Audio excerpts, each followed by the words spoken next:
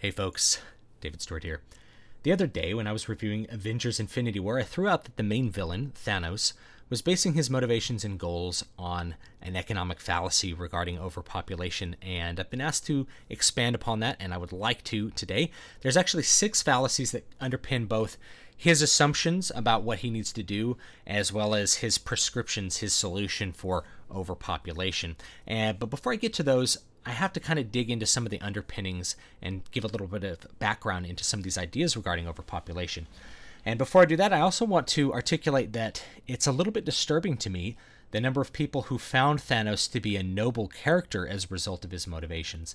Obviously not knowing about the false economics that underpin it, but also found his solution to be somehow important or noble or convincing.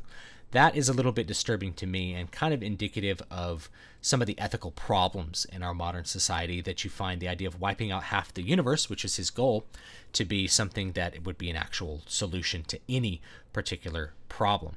Now, I should also mention before I dig into this that in the comics, his motivation was not to prevent overpopulation, but rather to impress some manifestation of death itself, some mistress of death that he was in love with, which is a little bit more psychotic and weirder motivation than some kind of, quote, noble motivation to prevent the suffering of starvation that overpopulation causes.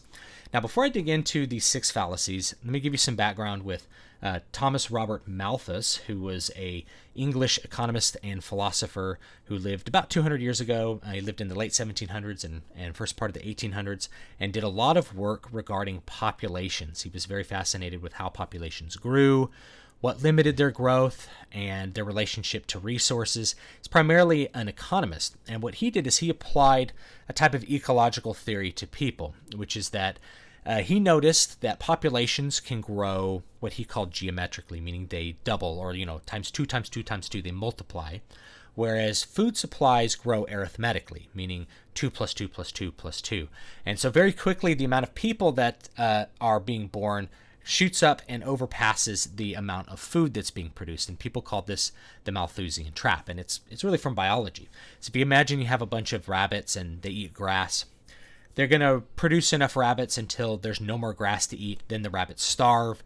Then, because there's less rabbits, the grass grows back, which lets them make more rabbits. So if you have what's called a carrying capacity, you kind of go up and over it, up and over it. And I first read Thomas Malthus and experienced this actually as part of biology class and environmental science class way back in high school. And my teacher was very fascinated with his ideas and general ideas about population growth and how you solve the problem of finite resources and infinite wants and needs, the essential problem of economics.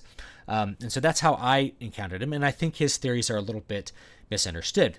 That's the core component, is that you have arithmetic growth of food, but you have very, very quick growth of population. And what he was fascinated with was, how do people reacting to this reality, these limitations, change their behavior to avoid starvation? And that part's often forgotten, and instead they look at this, what they call the Malthusian Trap of starvation, and people extrapolate to it that there's an overpopulation problem in the world, or that you're approaching some point where overpopulation will cause everybody to starve.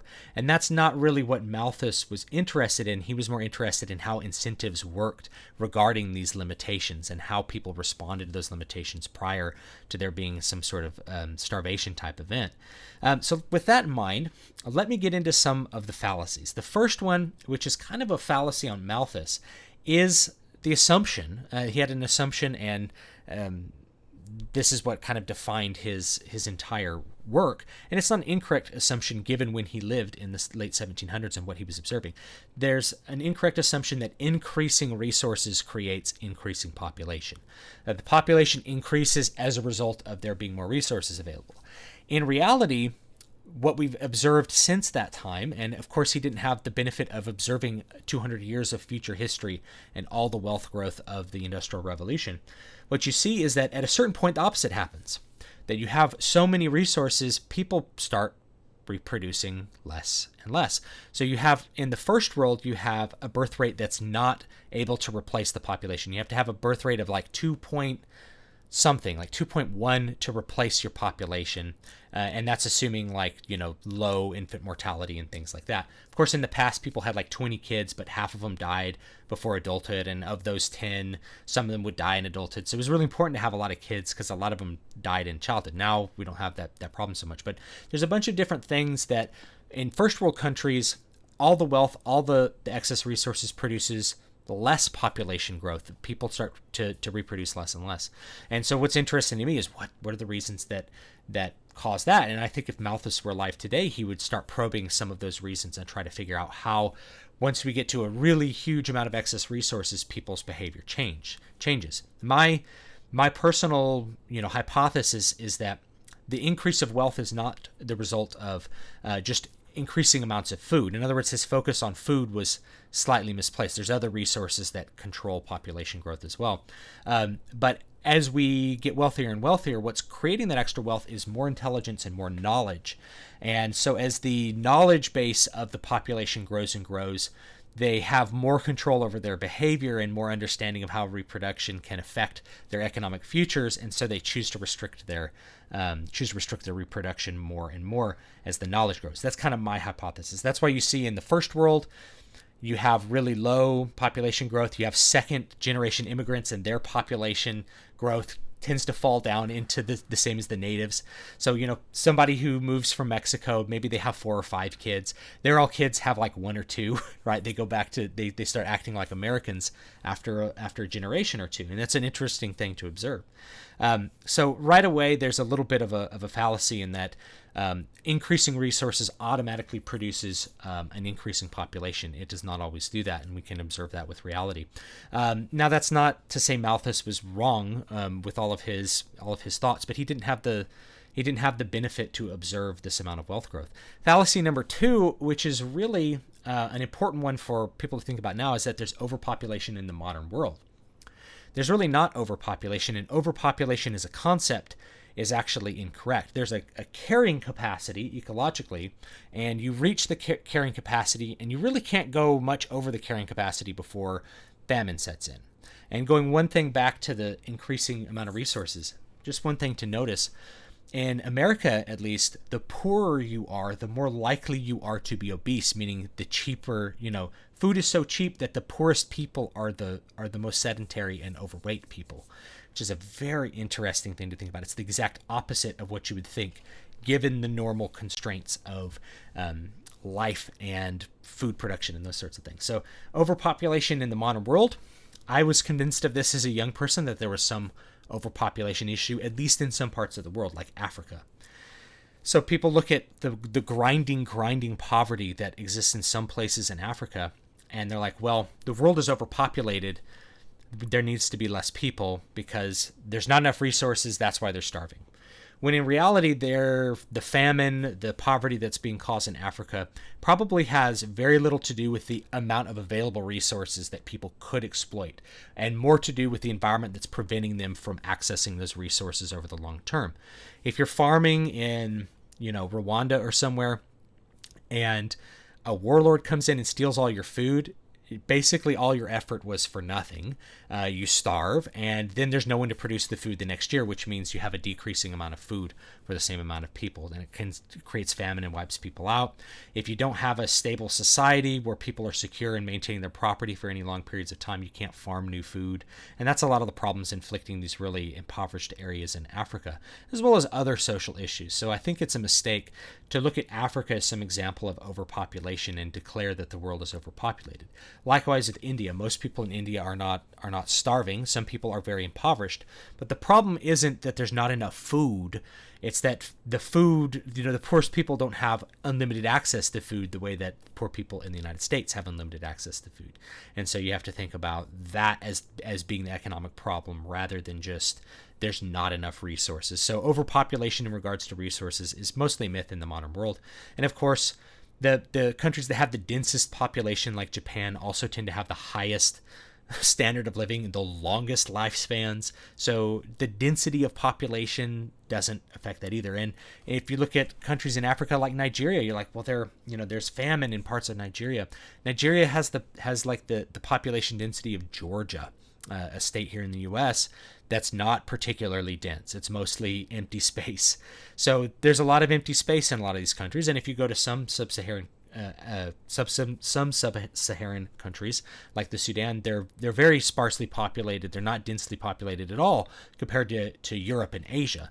The problem is not the density of population. It has to do with how people are able to access the resources and prosper over the long term.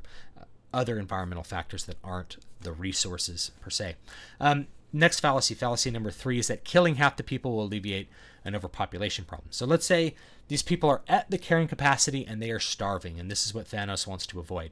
He wants to kill half the people in the universe so that they don't have to suffer with the collapse and the starvation that's going to happen when they reach the carrying capacity. Will that alleviate the problem? The answer is no. Why? Because population grows.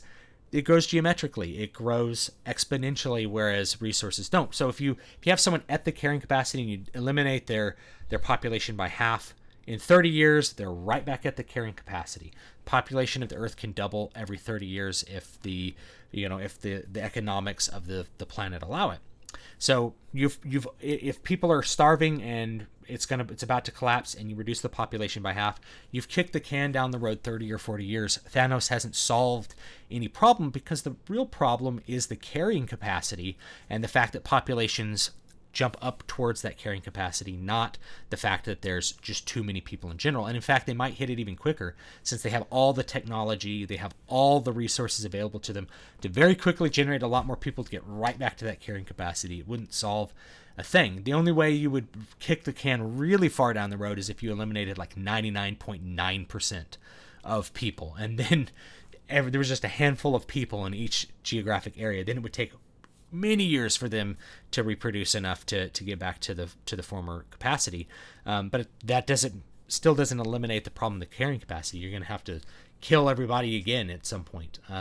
So killing half the people doesn't alleviate the problem, and the problem doesn't even really exist to begin with, as I established. Fallacy number 4 is that reaching the carrying capacity of a system will cause total collapse and or extinction. And Thanos shows this on his planet. He explains it to the heroes that they didn't listen to him and everybody died because of overpopulation. That's not what really happens, and you can see that with rabbits. Like, rabbits don't go extinct when they run out of grass to eat.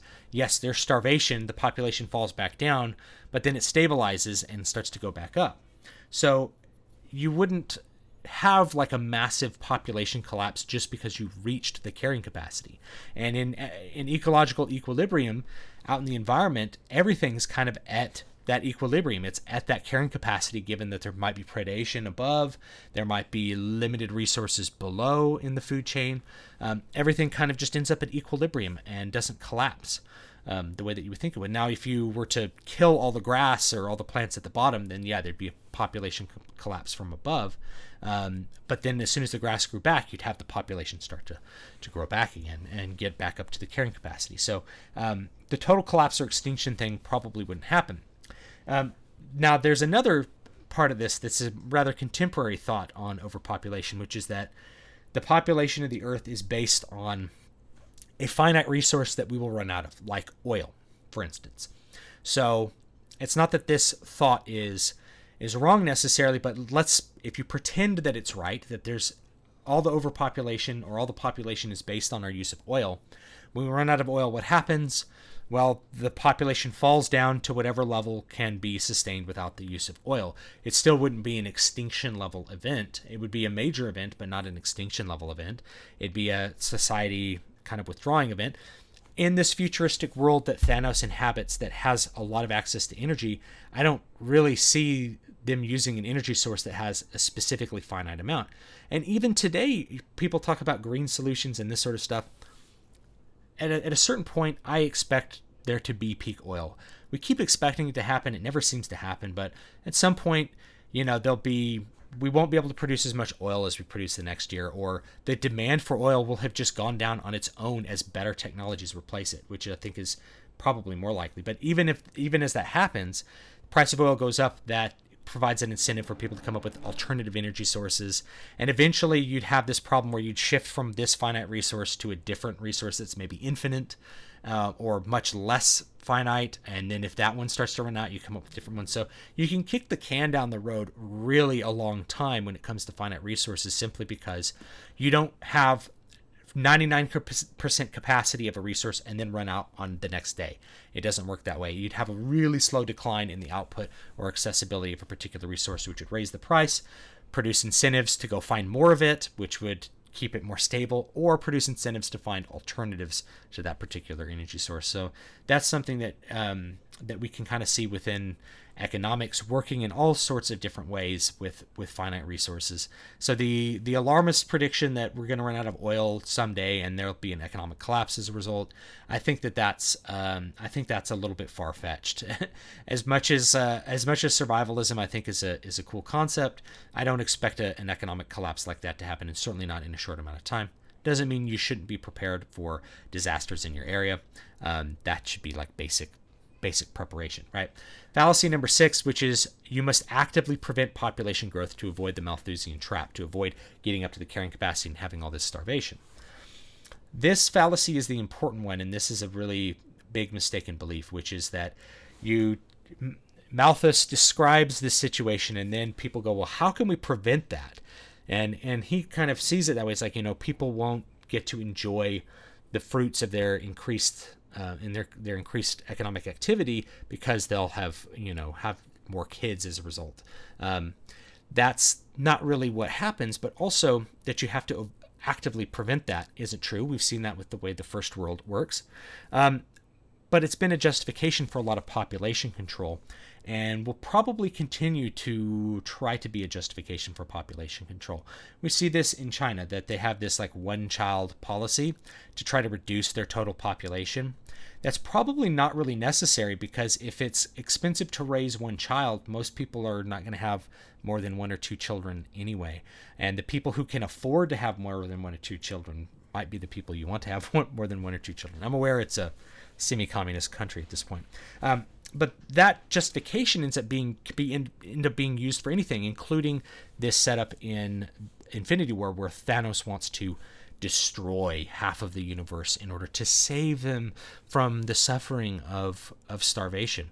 So that justification is a dangerous one. And if you buy into this belief that there's going to be some population crisis, or there is one now, or that there must be some sort of government intervention or third-party intervention to prevent mindless people from reproducing to the point where everyone starves, you're going to create some extremely evil situations. This is the kind of stuff that conspiracy theorists talk about all the time. Is like some directive to reduce total world population and shift, move populations to different parts of the U.S. and put them in FEMA camps because the world is overpopulated and all this kind of stuff. I don't really believe in those conspiracy theories, but that's the justification for them. And what kind of worries me is that because they decided this was going to be Thanos's noble cause, people see that and start to believe that it is in fact a noble cause and not just a poor interaction with reality, which is what it really is. That's a little bit disturbing and worrisome to me. These kinds of direct interventions are not necessary. If you do reach carrying capacity and there's starvation, people adjust to it. People starving is not, and I guess this is another thing I'll point out.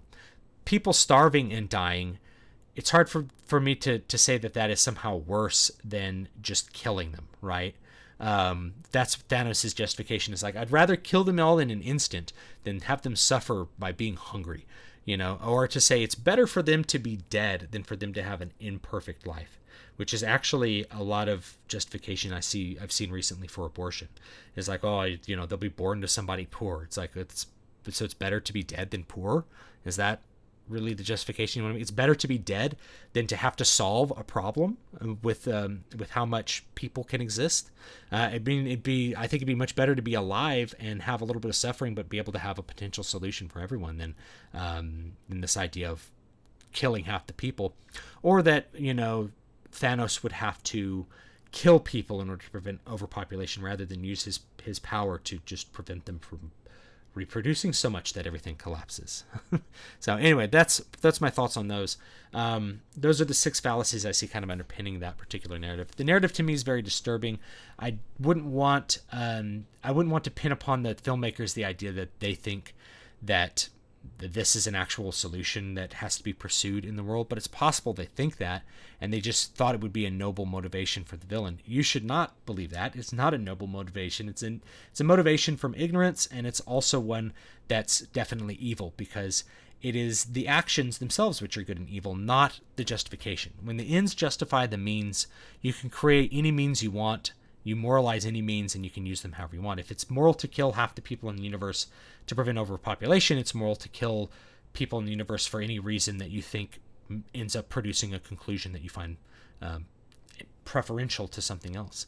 So that's something definitely to be avoided. Deontology is the way to go, not this sort of consequentialist post hoc reasoning of whether an action was moral or immoral. So thanks so much for watching with that little long diatribe.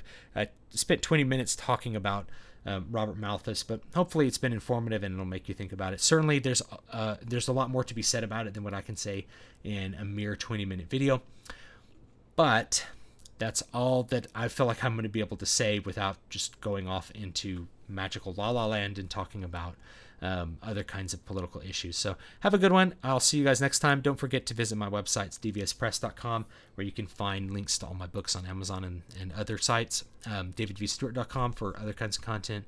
And you can email me, stu@davidvstewart.com, or find me at Twitter at davidvstewart, gab.ai/davidvstewart, and drop me a line. Let me know what you think, and I'll see you guys next time.